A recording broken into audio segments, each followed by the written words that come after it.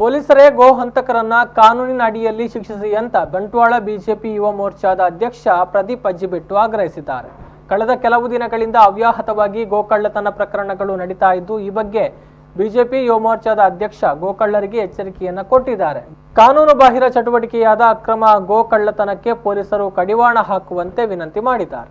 ರಾತ್ರಿ 2 ಗಂಟೆಗೆ 3 ಗಂಟೆಗೆ ಬಂದು ತಲವಾರು ತೋರಿಸಿ ಬಡ ರೈತರ ಹಟ್ಟಿಯಿಂದ ಬಲವಂತವಾಗಿ ದನಗಳನ್ನು ಕದ್ದುಕೊಂಡು ಹೋಗಿ ವಧೆ ಮಾಡುತ್ತಿದ್ದಾರೆ ಎಂದು ಹೇಳಿದರೆ ಇದರಷ್ಟು ಒಂದು ದುಃಖಕರವಾದ ದುರ್ಘಟನೆ ಬೇರೆ ಯಾವುದೂ ಇಲ್ಲ. ನಾನು ಒಂದು ಗೋ ಹಂತಕರಿಗೆ ಒಂದು ಹೇಳಲು ಇಚ್ಛಿಸುತ್ತೇನೆ. ಏನೆಂದರೆ, ರೈತರ ಪರವಾಗಿರುವಂಥ ಶಾಸಕರು ಇದ್ದಾರೆ, ಕಾನೂನುಗತವಾಗಿರುವಂಥ ಪೊಲೀಸು ವ್ಯವಸ್ಥೆ ಇದೆ. ಇವರೆಲ್ಲರೂ ನಮ್ಮ ರೈತರ ಪರವಾಗಿ ಗೋಹಂತಕರಿಗೆ ಒಂದು ಕಠಿಣವಾದ ಕಾನೂನು ರೀತಿ ಶಿಕ್ಷೆಯನ್ನು ಕೊಡಬೇಕಾಗಿ ಈ ಮೂಲಕ ವಿನಂತಿಸುತ್ತಿದ್ದೇನೆ.